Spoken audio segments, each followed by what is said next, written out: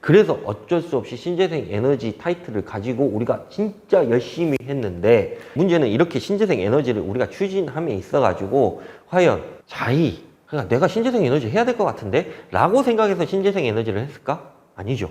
선진국 중 1인당 전기는 거의 제일 많이 씁니다. 우리나라 사람이. 어마어마하게 쓰여요. 전기 자체를. 우리나라가 독일인가 일본인가 뭐 어디 나라보다 훨씬 더 전기를 1인당 전기 사용량이 훨씬 더 높습니다. 탄소 배출은 세계 상위로 배출하면서 아마 탄소 배출하는 국가 중에서 가장 많은 나라가 아마 중국인가 미국인가 아마 그럴 거고요. 여튼 뭐 그렇게 하는데 우리나라가 8위 정도 해요. 7위가 인도인가 아마 그럴 거고, 그 다음에 2위가 중국 뭐 이렇게 되고, 뭐 일본 있고 뭐 어쩌고저쩌고 해서 우리가 8위 정도 할 겁니다. 이렇게 좁아 터진 땅덩어리에서 탄소 배출은 8위예요. 그죠? 신재생 에너지 비율은 바닥을 기고 있으면서, 그때 당시에 신재생 에너지 비율이요 1%인가 2%인가 2점 몇 프로인가 아마 그랬을 겁니다. 그래서 요거를 뭐 7.5%로 끌어올리고, 그 다음에 뭐 15점 몇 프로로 끌어올리고 20%까지 끌어올리고, 그 다음에 50년에는 뭐 30 몇 프로까지 끌어올리고 뭐 이런 것들이 좀 있었죠. 그래서 전력계획 관련해 가지고 엊그저께 윤석열 정부에서 전력 수급계획 발표를 하면서 8차인가요? 8차. 제가 알기로는 8차인데, 여하튼 그 8차 전력 수급 계획에서 신재생 에너지 비율을 원래 30 몇 프로에서 20점 몇 프로로 줄여버렸죠. 그리고 그 줄여버린 것을 원전으로 늘려버리는 그런 전력 수급 계획을 세웠습니다. 그거에 대해서는 좀 또 이따가 뭐 제가 기회가 되면 또 비판을 할 건데, 여하튼 그것까지 얘기를 하게 되면 상당히 어려운 뭐 이런 상황이기 때문에 시간이 너무 길어지고, 여하튼 뭐 이런 상황입니다. 그렇게 봐주시면 될 것 같고, 선진국 중 1인당 전기는 제일 많이 씁니다. 우리나라 사람이. 그 다음에 탄소 배출은 엄청나게 많이 해요. 거의 상위권입니다. 8위 정도 해요. 제가 알기로는. 신재생 에너지 비율은 바닥을 기고 있습니다. 영국 같은 경우에는 풍력으로 25%를 생산을 합니다. 전기로. 사용량의 25%를 풍력으로 사용을 하고 있는 그런 상황인 거고, 독일 같은 경우에는 제가 알기로는 40%인가 50%인가? 아마 그럴 거예요. 신재생 에너지 비율이. 아마 그 정도 된 것 같고, 근데 우리나라는 기껏 해봐야 지금도 10% 남짓? 그 정도 되죠. 그래도 신재생 에너지를 안 한다고 하는 것은, 그래 안 한다고 칩시다. 우리가 신재생 에너지 그래 다 필요 없고 우리가 원자력이 기술력이 최고니까 그래 원자력만 뒤지게 지어가지고 우리가 원자력만 합시다. 자, 신재생 에너지 안 할 거야 라고 얘기를 한다고 칩시다. 무역으로 먹고 사는 나라가 탄소 국경세는 어떻게 감당을 할 것이며, 미국과 유럽 외교는 어떻게 이야기를 할 것인가 가가지고, 야 너네 신재생 에너지 안 해? 라고 얘기를 하면 우리나라 국가 원수가 가가지고 우리 안 할 건데, 야, 우리는 원자력으로 할 거야. 원자력이 최고잖아. 라고 얘기를 할 겁니까? 가가지고. 야, 우리는 원자력 아니면은, 야, 우리나라 땅덩어리도 좁고, 그 다음에 우리는 효율도 별로 안 좋아. 신재생 에너지가. 그래가지고 어쩔 수 없이 우리는 원자력 해야 돼. 야, 그거 좀 이해 좀 해줘. 그리고 우리는 국경세 같은 거, 우리 물건 쓰지 마. 우리 물건 안 써도 우리는 내수에서 다 활용을 할 수 있으니까 우리 거 쓰지 마. 라고 하는 뭐 이런 무식한 얘기를 할 겁니까? 가가지고. 안 그래도 약간 눈치를 보고 있죠. 우리나라 같은 경우에는 인구 면적당 제일 많은 원자력 발전소를 가지고 있습니다. 우리나라에. 국토 면적당 제일 많은 원자력 발전소를 가지고 있다. 우리나라 땅덩어리가 엄청나게 좁습니다. 아시는 분은 아시겠지만 뭐 북한하고 합치어도 엄청나게 좁습니다. 근데 이 남한 안에서 원자력 발전소가 27기, 뭐 31기, 32기 뭐 이런 얘기를 하고 있는데, 얼마 전에 EU에서 그 원자력 발전소가 녹색 분류 체계로 분류가 됐습니다. 그린 에너지라고 분류가 됐습니다. 그거 관련해가지고 좀 깨어있으신 분들은 저한테 전화가 와가지고 물어보시더라고요. 야, 유럽에서 원자력이 그걸로 녹색 분류 체계로 분류가 됐어. 우리나라도 분류가 되겠지? 라고 물어보시면, 이 정도로 알고 계신다라고 하면 자녀분에게 신재생 에너지 그리고 태양광에 대해서 그렇게 비판하셔도 상관은 없습니다. 근데 여하튼 그렇게 얘기를 하시는 분들은 정말 저는 깨어있다라고 저는 생각을 하고 있습니다. 근데 녹색 분류 체계로 하면서 뭐 그린피스가 뭐 성명서를 내고 뭐 여러 가지 뭐 이런 것들이 좀 있었는데, 그런 부분들에 있어가지고 그 녹색 분류 체계를 분류로 하면서 원자력 발전소를 녹색 분류 체계로 이렇게 분류를 해주면서 그거에 따르는 상응하는 조치의 문건이 어마어마하게 단서 조항이 많습니다. 이거를 다 충족을 해야만이 우리는 분류 체계로 요거는 녹색 그린 에너지다 라고 우리는 해주겠다 라고 얘기하는 그 단서 조항이 어마어마하게 많습니다. 그 중에서 가장 중요한 게 어떤 거냐면, 가장 중요한 게 핵 폐기물을 어떻게 처리할 것인가에 대한 문제가 가장 중요한 거죠. 그것이 전제가 되지 않았을 시에는 녹색 분류 체계에서 얘는 빠지게 됩니다. 우리나라도 녹색 분류 체계에 원자력 발전소를 넣었습니다. 누가? 아시는 분이. 여러분들이 누구나 생각하고 계신 그분이 녹색 분류 체계에 원자력 발전소를 넣겠다. 근데 우리나라는 생각을 해보면 뭐가 있습니까? 원자력 발전소에 나오는 핵 연료봉 어디다 묻을 건지 얘기한 게 제가 알기로는 2021년 12월 달 2021년 12월 달이면 문재인 정부 시기죠. 그래서 어디다 묻을 건데 라는 문제가 야기가 됐었고, 묻을 수 있는 기술력도 없으면서 오늘만 사는 원빈도 아니고 진짜 뭐 하자는 건지 잘 모르겠습니다. 저는 원자력 발전소에서 나오는 폐기해야 하는 핵 연료봉, 그게 방사능 물질이 어마어마하게 발생을 한다라는 것은 여러분들도 알고 저도 알고 있는 그런 사실인 거고요. 근데 이거를 어디다 갖다 묻을 거냐. 근데 그래, 내가 그냥 강압적으로 내가 어디다 갖다 묻을 거야 라고 국가에서 뭐 이렇게 해가지고 싹 다 밀어내고 거기다가 이제 묻을 거야 라고 했다 칩시다. 근데 이거를 묻을 수 있는 기술력은 있느냐? 없습니다. 다른컨대 해외에서도 마찬가지예요. 해외도 없습니다. 기술력이.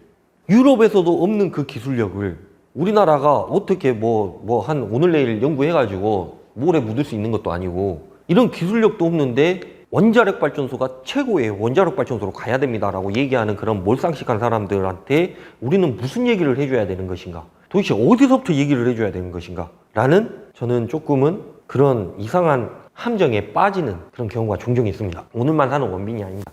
영화 아저씨에서 원빈이 하는 대사지요. 나는 오늘만 산다. 정말 오늘만 사는 그런 상황입니다.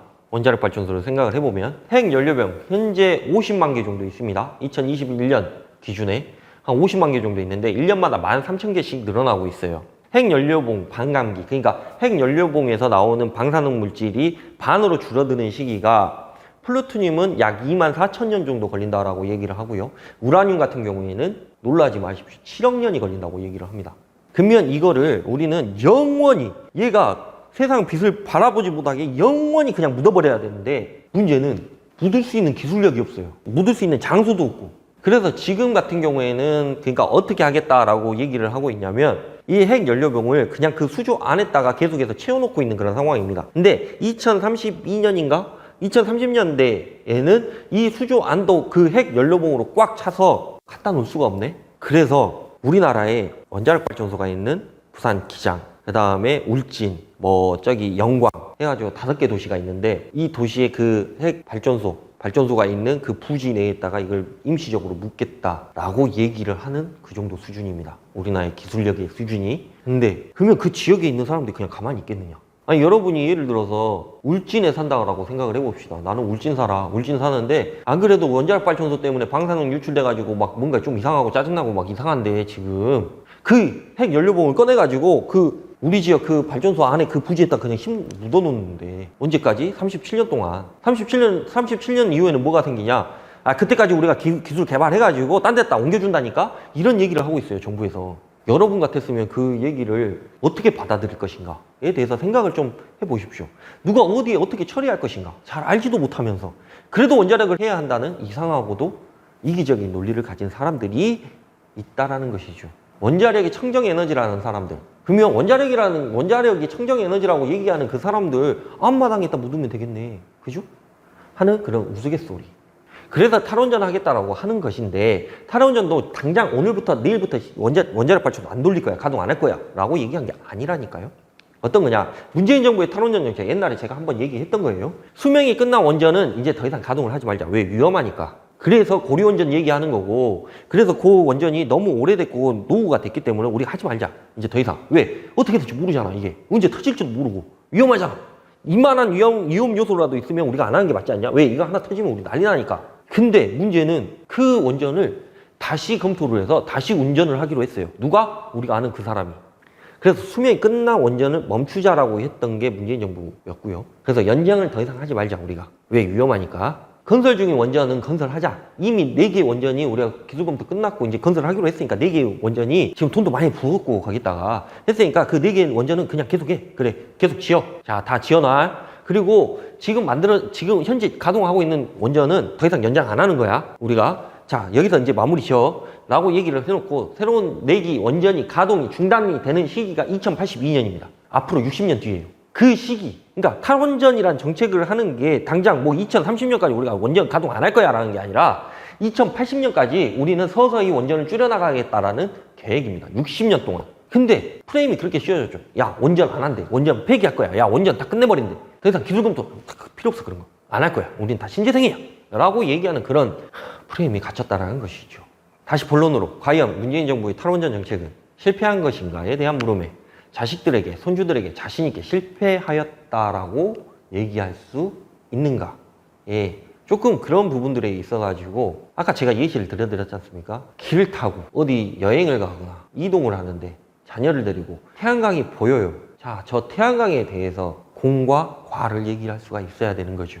저 태양광이 왜 우리가 이 시대에 저 태양광을 해야 되는지에 대해서 얘기를 해주고 기후변화에 대해서 얘기해주고 기후변화가 그렇게 되면 어떠한 상황이 초래를 하는가에 대해서도 얘기를 해주고 그리고 태양에너지로 저 태양광이 전기를 생산한다라는 그런 기적적인 이야기도 해주고 그래서 저 태양광 산업 자체가 상당히 중요한 산업이었다라고도 얘기를 해주고 근데 저렇게 설치를 하는 거는 좀 문제가 있지 않냐라고도 얘기를 해주고 한다라고 하면 저는 오케이.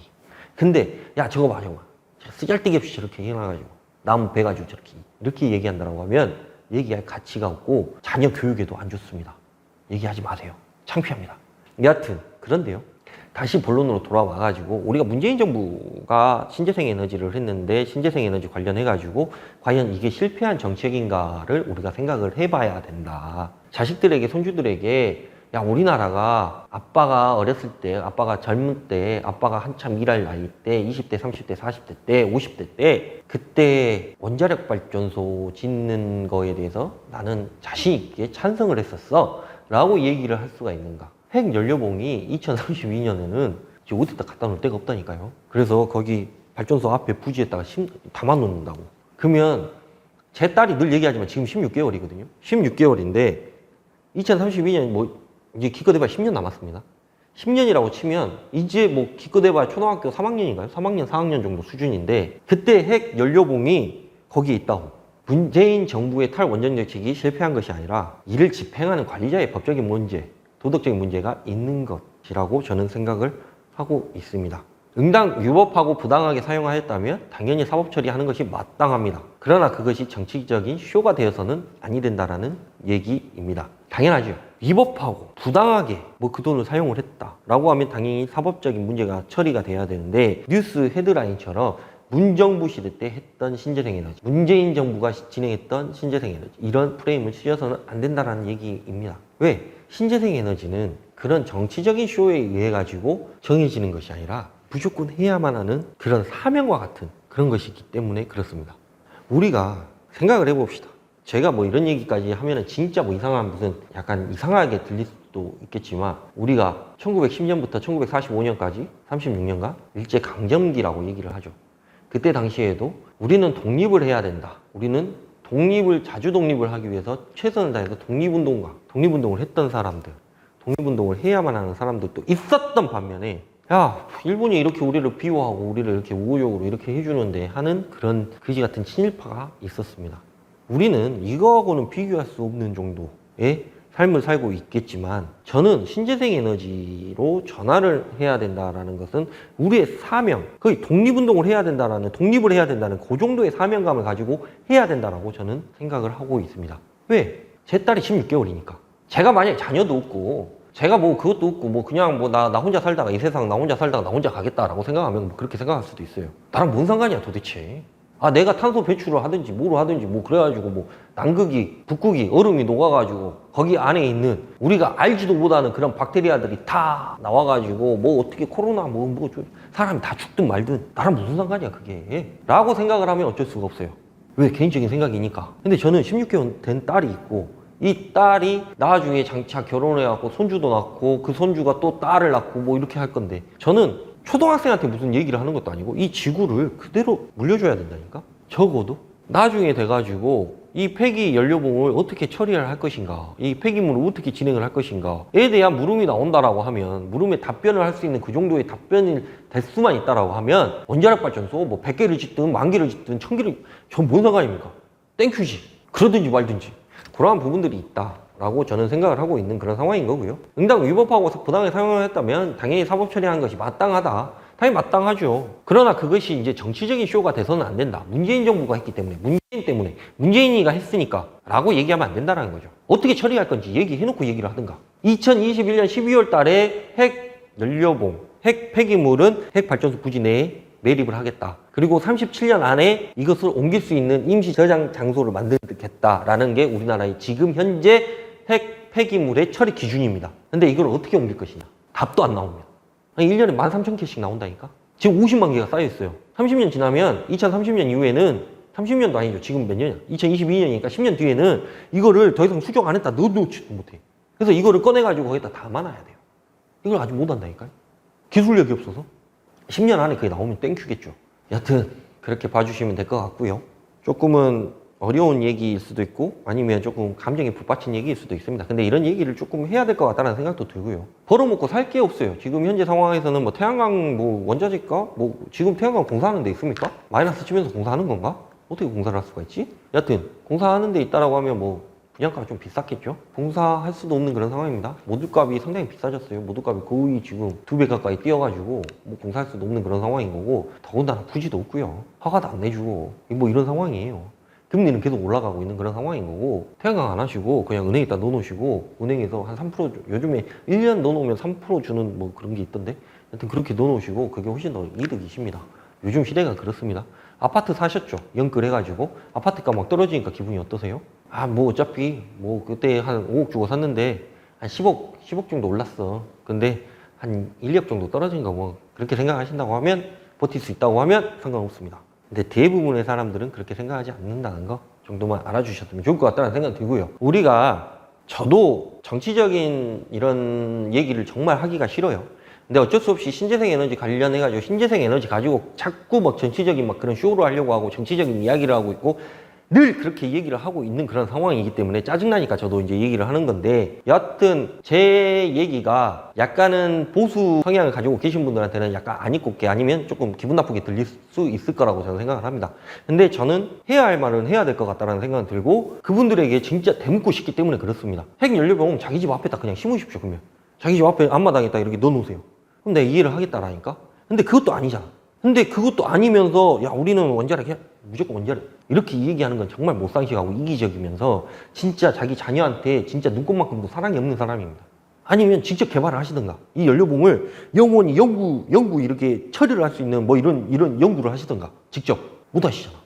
꼭 그 얘기를 해주고 싶다라는 생각이 들어서 어쩔 수 없이 영상을 좀 상당히 길게 찍었습니다. 제가 오늘 이 영상은 직원한테 얘기를 해서 한 방에 다 올리라고 얘기를 할 거예요. 좀 많은 분들이 보셨으면 좋을 것 같다는 생각이 들고요. 좀 어려운 얘기일 수도 있겠지만 좀 쉽게 얘기를 하려고 했는데 좀 어려울 수도 있습니다. 근데 조금 그런 부분들에 있어가지고 좀 생각을 좀 해주셨으면 좋을 것 같다는 생각이 들고 재밌게 봐주셨으면 좋겠다는 생각이 들고요. 오늘은 뭐 신재생 에너지 뭐 태양광 관련된 이야기 중에서 좀 약간은 한 달이 좀 밖에 있는 얘기를 했고 정치적인 이야기도 많이 했고 어떻게 보면 조금 뭐 좀 안 좋게 들리는 얘기도 많이 했는데 그거에 대해서는 정말 죄송하게 생각을 하고 있고요. 근데 제가 해야 할 말은 해야 되기 때문에 어쩔 수가 없었다. 이거 말고도 또 재밌는 얘기들 또 해가지고 또 다음 편에서도 얘기를 해볼 수 있도록 할 거고요. 요즘 태양광 관련된 내용, 이슈 뭐 이런 것들에 대해서는 뭐 할 얘기가 없네요. 왜냐하면 실질적으로 태양광 산업 자체가 거의 완전히 쪼그라들고 있는 그런 상황이기 때문에 실질적으로 뭐 할 수 있는 얘기들은 없는 것 같고 제가 지금 하고 있는 신산업에 대해서는 진짜 막 얘기할 게 엄청나게 많은데 진짜 이런 얘기를 할 수 있는 기회가 언제 한번 있었으면 좋을 것 같다는 생각이 들고요. 제가 그 멤버십 유튜브에는 상당히 많은 뭐 저희 신산업 얘기를 많이 하고 있습니다. 그래서 그런 부분들에 대해서도 조금 관련해서 그것도 이제 정치적으로 엮으려고 하면 엮을 수는 있어요. 근데 이제 조금 아직은 좀 그런 시기가 아니고 제가 그래도 다음은 얼마라도 해놓고 이제 뭐 그런 얘기를 하고 싶어가지고 얘기를 안 하고 있는데 여하튼 그런 부분들이 조금 있다라고 봐주시면 될 것 같고요. 영상을 진짜 잘 봐주시고 꾸준하게 봐주셔서 진심으로 감사드립니다. 그리고 구독과 좋아요, 알림 설정 뭐 이런 것들도 좀 부탁드리고요. 왜냐면 이제 같이 기부하고 뭐 이런 것들도 있으니까요. 그렇게 봐주시면 좋을 것 같다는 생각 들고요. 정말 진심으로 감사드립니다. 건강 꼭 챙기시기 바랍니다. 감사합니다.